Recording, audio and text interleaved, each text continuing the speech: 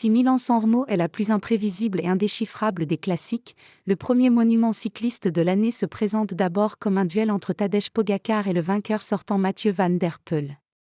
Au départ de cette 115e édition samedi à Pavia, au sud de Milan, plusieurs hommes forts comme le Danois Mads Pedersen, l'Italien Filippo Ganna, deuxième l'an dernier, ou le Français Christophe Laporte affichent une belle tête de vainqueur potentiel.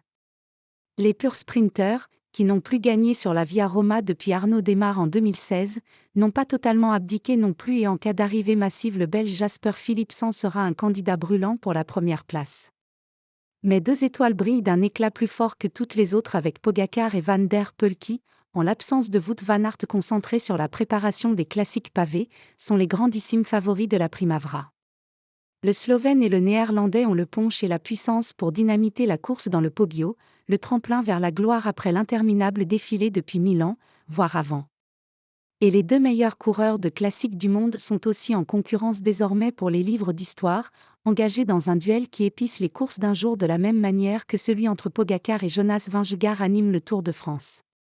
Pogačar et Van der Poel sont les deux seuls coureurs en activité à avoir gagné plus de 2 monuments, 5 pour le Slovène, Liège-Bastogne-Liège, Tour des Flandres, 3 fois le Tour de Lombardie, et 4 pour le Néerlandais, Milan-San Remo, Paris-Roubaix, 2 fois le Tour des Flandres.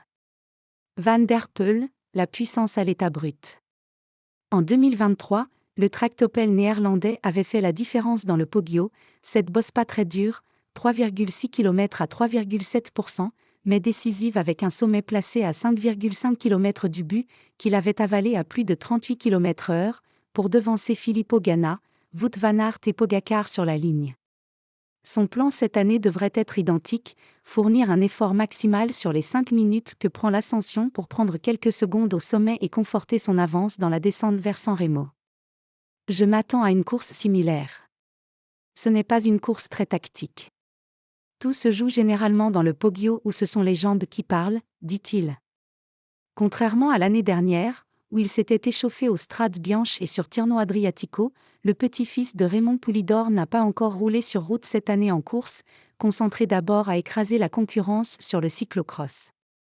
Idéalement, j'aurais aimé disputer une course avant, mais s'il y a bien un monument que je peux gagner sans avoir le rythme de la compétition, c'est Milan-San Remo, estime le champion du monde en titre, bronzé et affûté après une longue préparation en Espagne.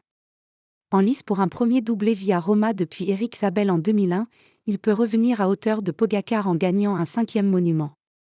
Pogačar, le raid dans la peau. Après une rentrée tardive mais foudroyante, un raid solitaire victorieux de 81 km sur les Strade Bianche, la Slovène cherche à compléter sa collection à San Remo où il fait mieux année après année, 12e en 2020, 5e en 2022, 4e en 2023. S'il l'emporte, il ne lui resterait plus qu'à gagner Paris-Roubaix, où il n'a encore jamais posé ses roues, pour devenir le 4e coureur de l'histoire, le premier non-belge, à gagner les 5 monuments.